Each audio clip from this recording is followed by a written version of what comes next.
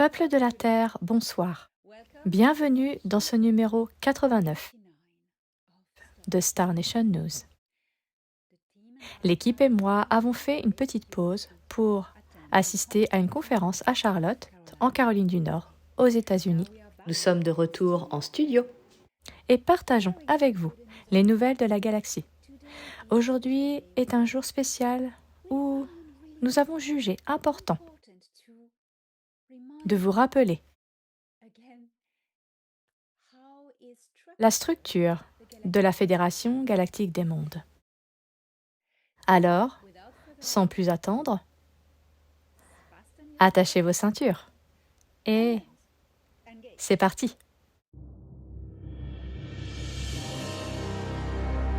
Fédération galactique des mondes.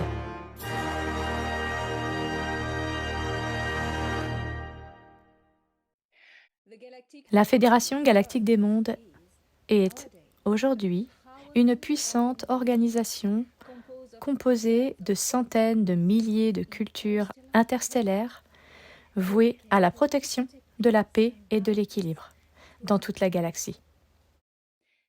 Créée par les Pléiadiens au lendemain des guerres d'Orion, il y a environ 300 000 ans, elle avait pour mission de constituer une armée galactique capable de protéger et de défendre la liberté, la justice, les faibles, de privilégier la paix et la diplomatie au conflit. Elle s'est progressivement développée pour devenir la plus puissante organisation qu'elle est aujourd'hui. Vous connaissez peut-être le concept des Jedi. Ces guerriers spirituels, combattant les forces du chaos avec diplomatie, sagesse, technologie de pointe, force spirituelle et guidance. Voilà ce qu'est la Fédération galactique des mondes et ce qu'il en est. Sans l'intervention militaire de la Fédération galactique des mondes, l'humanité sur Terre serait désormais asservie et immédiatement assimilée à une ruche de gris. La Terre serait envahie par ses associés draco-reptiliens et les humains remplacés par des hybrides gris. Tout espoir d'un avenir meilleur serait devenu vain. Ce système stellaire serait sous la domination tyrannique de ces deux empires méprisables et de leurs organisations sbires, et la galaxie entière serait asservie. Grâce à Ora Nataru Shari, la Fédération galactique des mondes, notre planète, la Terre, est désormais une civilisation libre, s'élevant vers les étoiles.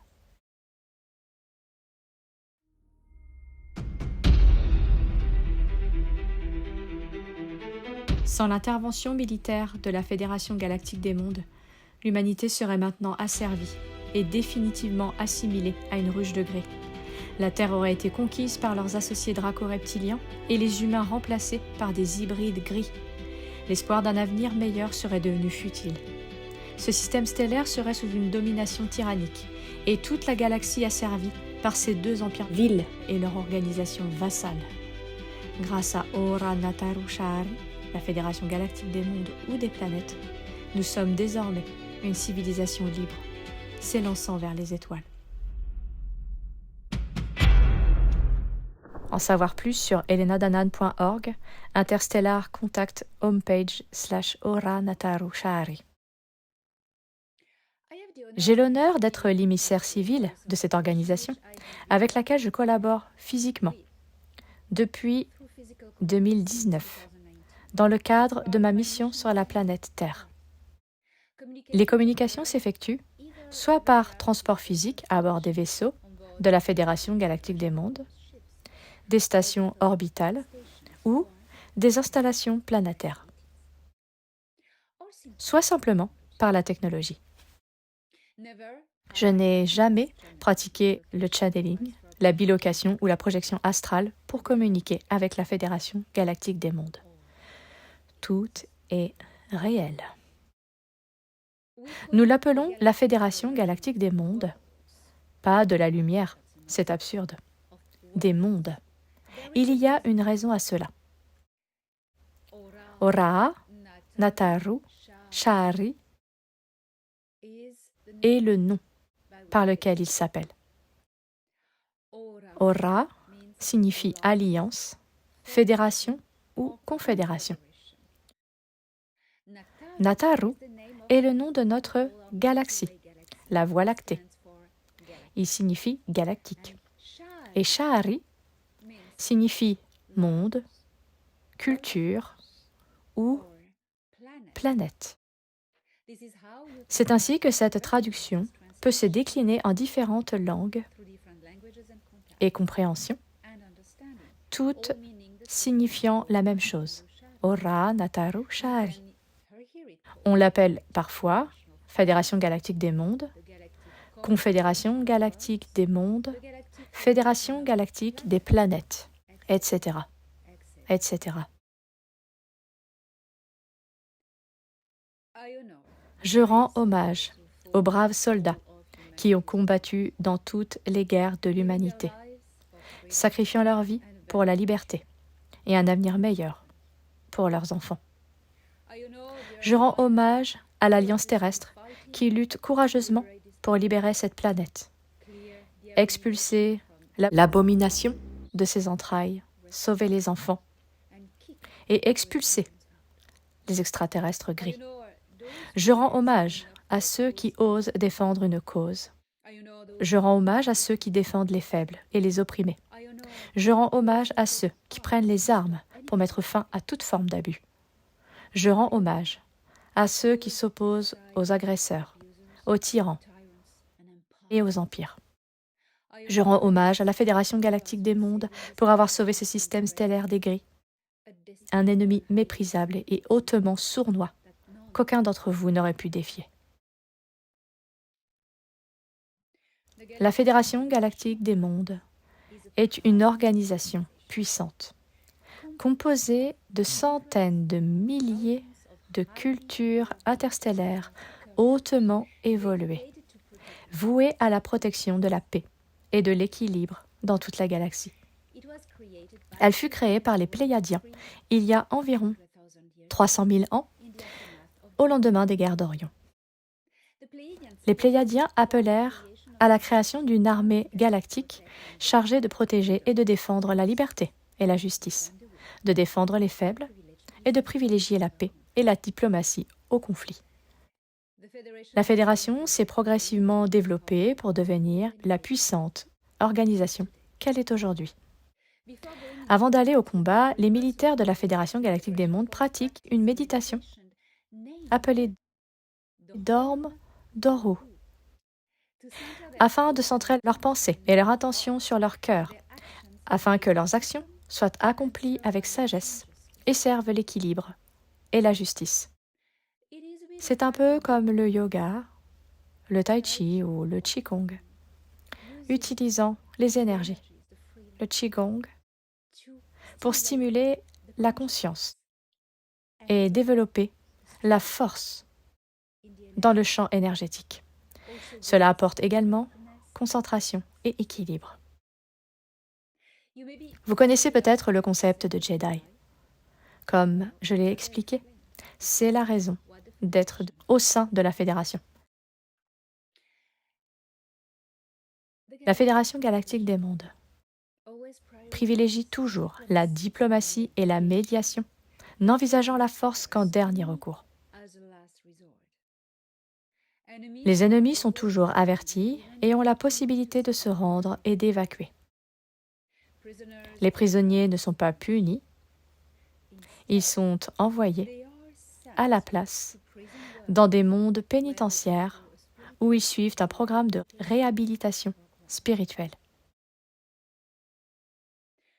Parfois, la force est nécessaire pour intervenir lorsque la diplomatie échoue et que des milliards de vies sont en jeu. Sans la Fédération galactique des mondes, vous auriez tous été assimilés à une ruche grise qui aurait déjà pris le contrôle de la galaxie entière.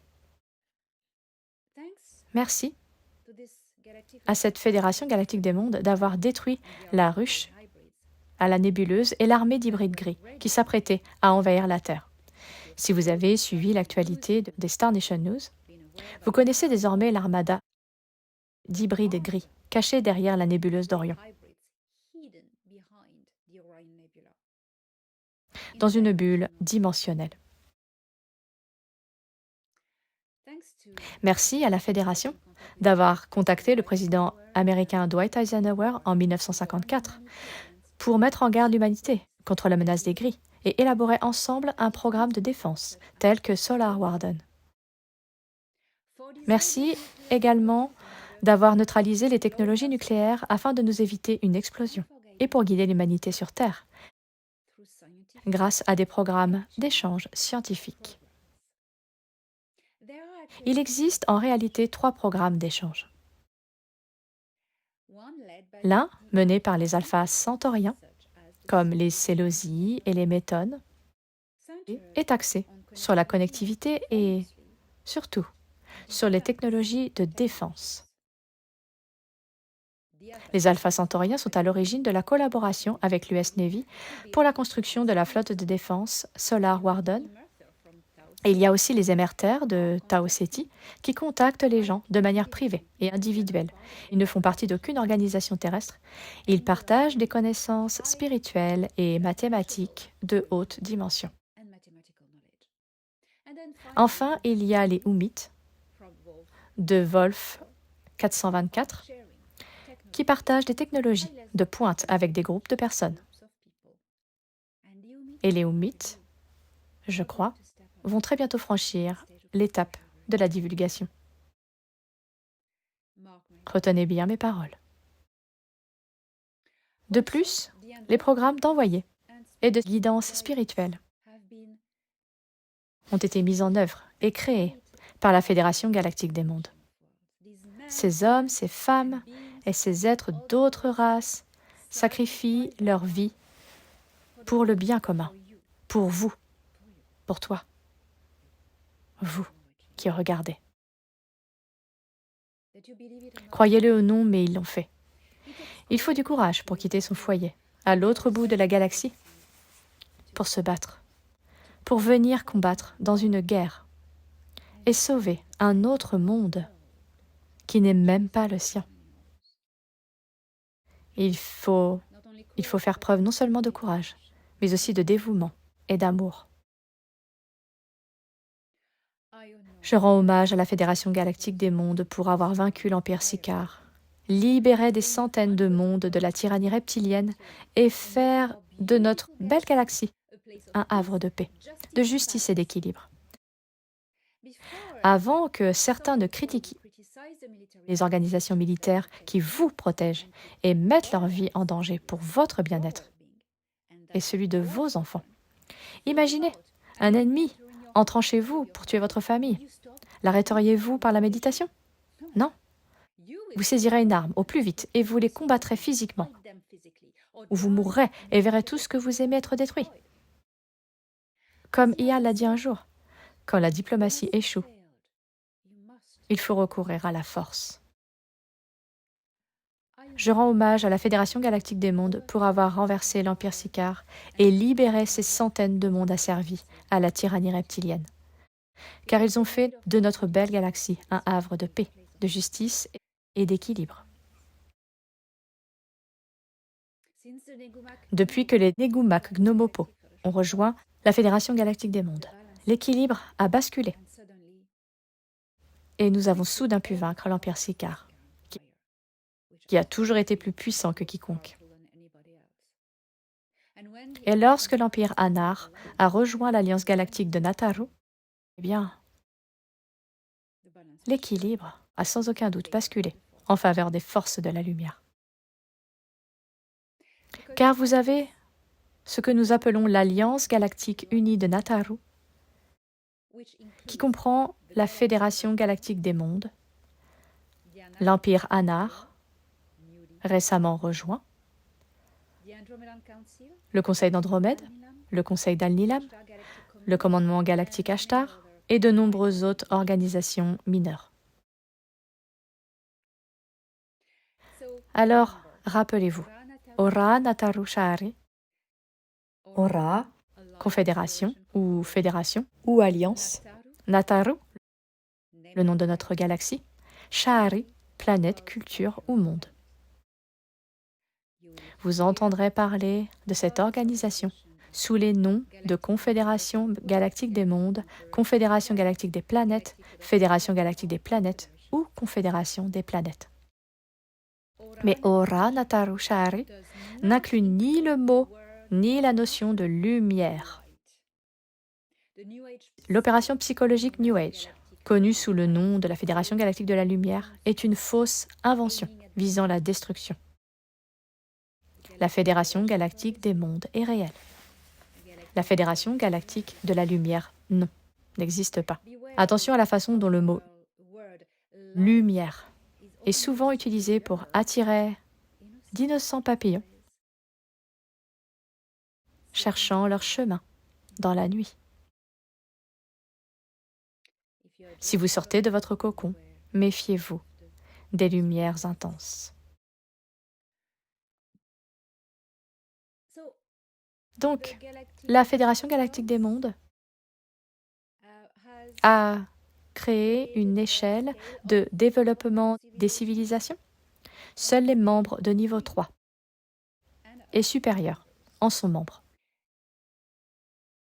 Le premier niveau, car vous avez 4 niveaux.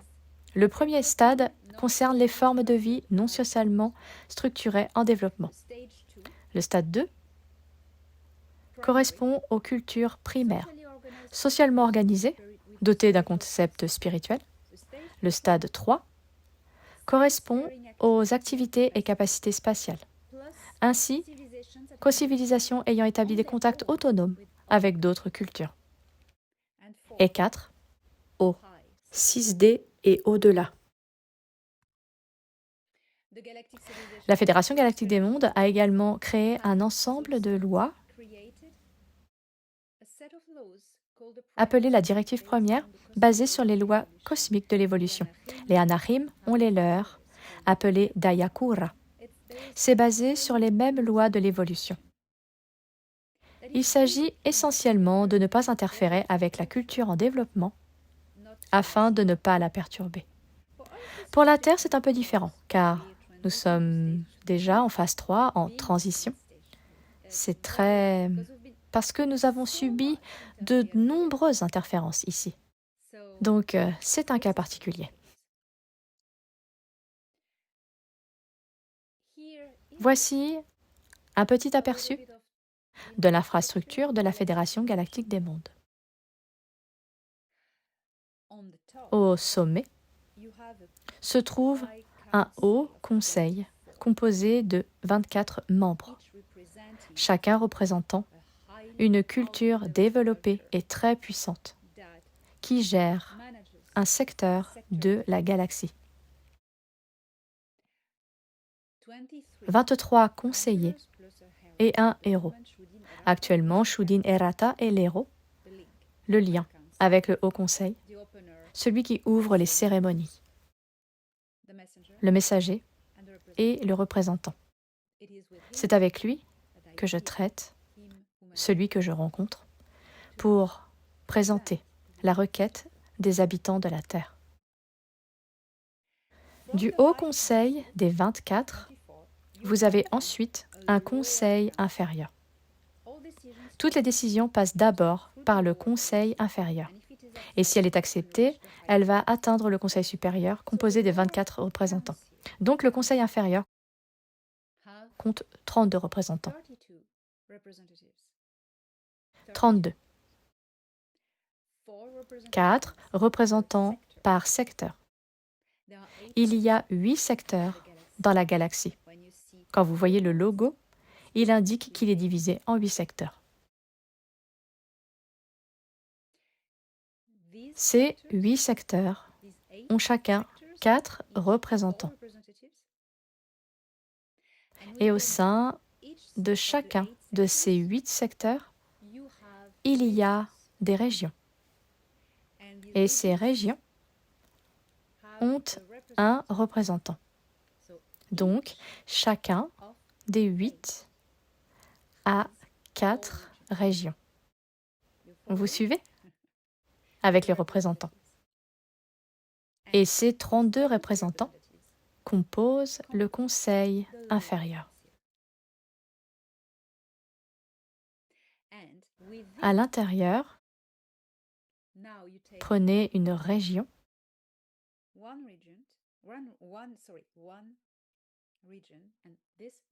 et cette région a un représentant par monde. Commençons par le bas. Votre planète, en tant que membre de la Fédération galactique des mondes, a un représentant régional. Et ce représentant de votre planète va se réunir avec les autres représentants planétaires pour former un conseil. Leur nombre varie. Chaque région possède différents mondes et un nombre différent de cultures. Étape 3, ces représentants planétaires se réunissent en conseils. Conseils régionaux. OK? Par région. 4 régions par secteur. Et ensuite, ce conseil des représentants planétaires aura un représentant régional pour chacune. Représentant régional pour chacune d'elles. Et il y en a 4 par secteur. Et il y a 8 secteurs. Les 4 représentants régionaux prendront en compte les demandes de tous les représentants planétaires de leur région et les présenteront au conseil inférieur. Ce dernier est doté de plusieurs niveaux de décision. Et ils présenteront les décisions jusqu'à ce qu'elles parviennent au sommet. Si au sommet, elles sont acceptées, elles sont présentées au Conseil des 24 et discutées. Le Haut Conseil des 24 conserve le pouvoir de rejeter une décision acceptée par le Conseil inférieur. Voici donc la structure de la Fédération galactique des mondes. Les réunions sont toujours holographiques. Il n'y a jamais de réunion physique pour des raisons de sécurité. L'infrastructure militaire, car c'est aussi une organisation militaire, outre une organisation administrative et spirituelle, vous avez une infrastructure militaire. Revenons donc au sommet. Le Haut Conseil des 24 mondes de la Fédération galactique. Voyez-vous, il y avait le Conseil inférieur des régions avec 32 représentants. Maintenant, laissez ça de côté. Il existe une autre branche pour l'armée. C'était de la politique. Voyons maintenant l'aspect militaire. Le Haut Conseil des 24. Et puis, nous allons maintenant dans cette direction, avec le Haut Commandement martial. Et depuis le Haut Commandement martial, au siège de la Fédération, la structure militaire, que je ne dévoilerai pas, vous avez ensuite les amiraux, la flotte et les vaisseaux mers des amiraux. Et c'est là que se trouvait le haut commandant Ardahana. Et maintenant, voici l'amiral haut commandant Jor-El. Au conseil, au commandement martial, amiraux. Ils peuvent mener des flottes au combat ou être à la tête d'une station de combat, comme Jor-El d'ailleurs. Et puis sous l'amiral d'un vaisseau mère, par exemple, on trouve les officiers du haut commandement. Or, le haut commandement, où Toran travaille sur son vaisseau mère, et sous ces officiers de haut commandement, on trouve les officiers, les capitaines de dodécades, qui gèrent 12 vaisseaux à la fois. Ensuite, les capitaines de vaisseaux, le personnel et les pilotes. Et tout en bas, les aspirants. Une structure formidable, bien conçue et qui fonctionne parfaitement. Maintenant, je terminerai cette explication par la composition de la station de combat XLR-6, baptisée Excelsior par les soldats de l'Alliance terrestre, car ils la trouvaient cool. Voici donc la composition du haut commandement de la station de combat. Ces officiers du haut commandement sont exclusivement affectés à cette station de combat. Il existe désormais 3 stations orbitales de la Fédération galactique des mondes autour de la Terre depuis 1954. Il y a une 2e station de combat, aujourd'hui partie. Il y en avait 4 au départ. Et la 4e est partie en 2025. Donc au haut commandement, voici de ce vaisseau particulier, qui n'a aucune influence politique. Ce ne sont pas des surhumains, ce sont des soldats, des militaires. Ils n'ont aucune influence sur ce qui se passe dans la galaxie. Ce sont donc des officiers d'une station de combat, d'un grand vaisseau. Au sommet se trouve le haut commandant amiral, comme nous l'avons vu, en lien avec le haut commandement martial de la Fédération. Le haut commandant amiral, c'est en fait, pour l'instant, Jor-El, un AHEL pléiadien, qui dirige les opérations tactiques. Il co-dirige la station de combat avec l'amiral Arda-Anna jusqu'à sa retraite, prévue en septembre. Elle n'est plus là, mais elle nous rend visite régulièrement. Ensuite, sous l'amiral, vous avez les 6 officiers du haut commandement qui se partagent le travail. Ainsi Tor-Han, que vous connaissez, pléiadien AL, est le coordinateur de la flotte et agent de liaison diplomatique externe. Vous avez Kiara, que vous connaissez aussi, pléiadienne AL aussi. Elle est l'agent de liaison diplomatique interne. Ensuite, vous avez le département des technologies de défense, avec un haut officier scientifique responsable du programme spatial secret de l'Alliance terrestre et qui est l'agent de liaison scientifique. C'est le héros galactique d'Enetor, pléiadien Ahel, depuis longtemps. Il a maintenant été promu au haut commandement de la Fédération galactique des mondes, enfin au quartier général. Il occupe désormais un poste très important. Il a été remplacé par un autre pléiadien dont le nom est Soral. Je vais vous en dire plus à son sujet. Ensuite, il y a les communications. Un certain Umit chez Enlil, que j'ai rencontré. Et la stratégie, la logistique de combat, c'est Dar Mayel, un pléiadien Nord. Et puis, vous avez le département des sciences médicales. Saba Suni, une Nord. Je suis donc ravie de vous expliquer le fonctionnement de cette organisation. J'espère que tout vous paraît plus familier maintenant. Je vous souhaite de passer un merveilleux moment, car l'avenir est là. Entre vos mains, il a déjà commencé, vous le construisez. Les bâtisseurs sont nés. Et c'est un grand moment pour l'humanité. Je suis tellement fière de vous.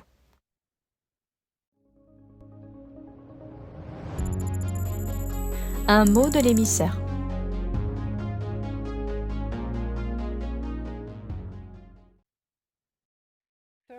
Le premier contact civil va bientôt avoir lieu sur Terre, lorsque nous aurons atteint un niveau d'unité et de compréhension. La Fédération galactique des mondes fera tout son possible pour vous guider à travers l'unité et le développement de nouvelles technologies. Le premier contact, le contact civil, car le contact en tant qu'être humain, s'est déjà produit depuis longtemps, mais le secret est resté dans l'armée. Maintenant, cela va se produire au niveau civil. Cela a déjà commencé. Ça a déjà commencé. Bien sûr, des vaisseaux spatiaux atterriront dans des lieux publics. Les premiers que vous verrez seront des extraterrestres humanoïdes, comme les Pléiadiens, les Sélosies, Alpha Centauriens et d'autres. Mais aussi, la deuxième vague verra apparaître des humains différents, aux caractéristiques variées, et la troisième vague verra apparaître ce que j'appelle les êtres étranges. Ce sera une époque extraordinaire où l'humanité sera prête à accueillir la diversité, sans jugement ni peur. Et cela se produira lorsque nous aurons surmonté les plans de division et de conquête de l'état profond. Nous y parvenons, nous gagnons, nous surmontons ces plans. Nous avons maintenant compris et parvenus à comprendre leur schéma. C'est extraordinaire. Et je suis très fière d'être ici, en vie, et de vous guider dans cette aventure. Et je suis très fière de vous. Le premier contact avec nous a déjà eu lieu, en privé, avec les civils. L'éveil des starseeds, la connexion avec leur famille d'étoiles, leur cluster. Je consacrerai une édition spéciale à la connexion avec votre groupe, car c'est très important. Vous pouvez désormais voir les vaisseaux spatiaux. Depuis 2 ans, la Fédération Galactique des Mondes, la Confédération Intergalactique et l'Alliance Terrestre se sont partagés la tâche pour se faire connaître du public. En envoyant des drones, la Fédération Galactique des Mondes, des drones métalliques, et la Confédération Intergalactique des drones plasmiques, ainsi que des vaisseaux sans pilote. Vous devez lever les yeux chaque nuit dans votre ciel. Vous les voyez. Vous les voyez. Ils sont là. Ils établissent un contact avec vous. Et lorsque vous en voyez un, essayez d'interagir avec votre conscience. Cela fonctionne à la perfection. Où que vous soyez dans le monde, si vous vous connectez à votre fréquence intérieure, à la fréquence de votre âme, si vous entendez ce bourdonnement en vous, c'est votre propre fréquence. Vous pouvez vous connecter à tous sur la même fréquence. C'est ce qu'on appelle la communication quantique. Et si des personnes de la même culture que vous passent par là, il y a une interaction de conscience. Elles vous ressentent, vous les ressentez, et vous pouvez interagir avec elles. C'est une expérience fantastique. Vous pouvez le faire seul, n'importe où dans le monde, par une nuit claire, et vous les verrez, car ils sont là. Il suffit de lever les yeux. Levez les yeux. Ce premier contact a lieu, de la manière la plus surprenante qui soit. Oh, vous avez vu ça? Soyez assurés que ce n'est qu'un début. Les choses vont devenir de plus en plus extraordinaires.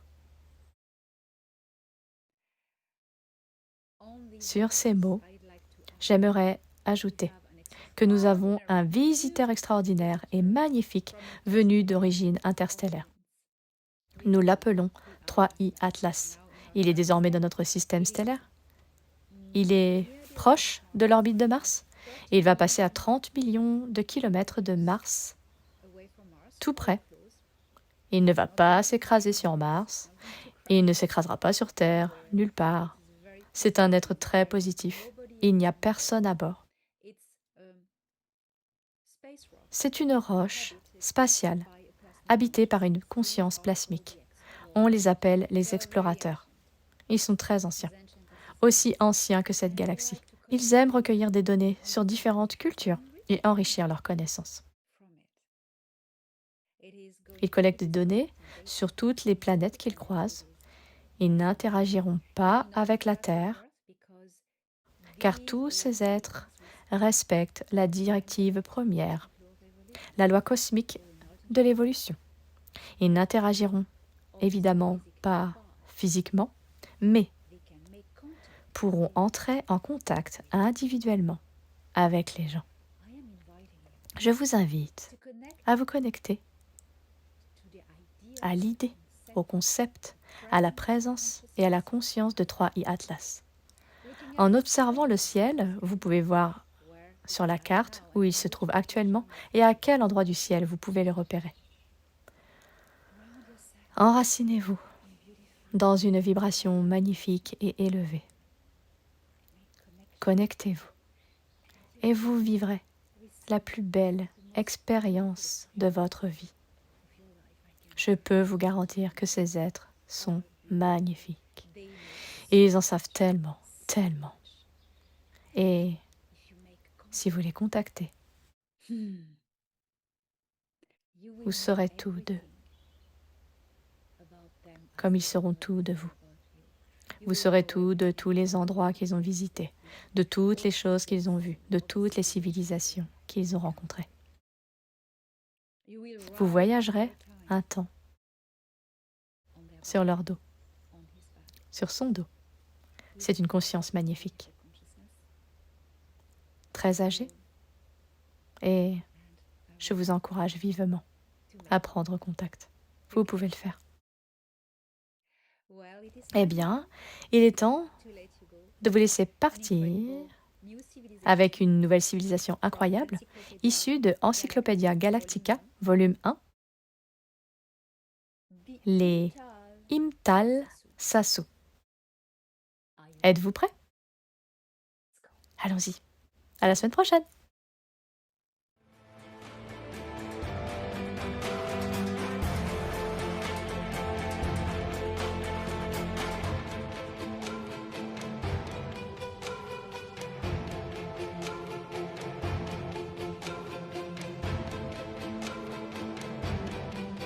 Rencontrer les nations stellaires.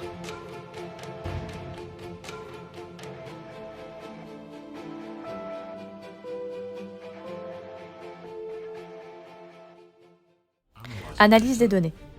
Constellation Cancer, système stellaire Sassouyel HD 75784, HIP 43569, planète SAS4, culture Imtal Sasu. Une colonie Tashkeru du système stellaire Sirius B est arrivée sur SAS4 lors de la migration des populations du système Tula, suite à l'infiltration de l'alliance Ashtar. SAS4 est un monde aquatique, mais certaines zones étendues possèdent une masse terrestre proche de la surface des océans, permettant la construction de villes semi-immergées alimentées par la dynamique inépuisable des vagues. L'Imtal Sasu est une civilisation indépendante, distincte du système Tula originel, connue pour son caractère amical et accueillant.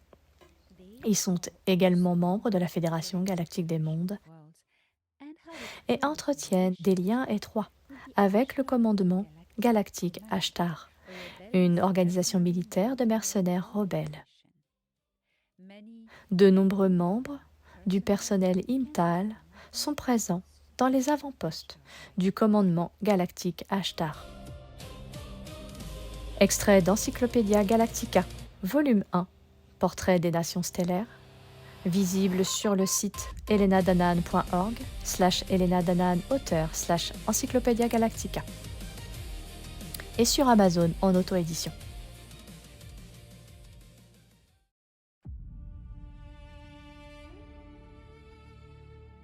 Quand l'ennemi vous entoure avec une armée équipée de mensonges, c'est parce que votre vérité les terrifie. Tor-An Erédion.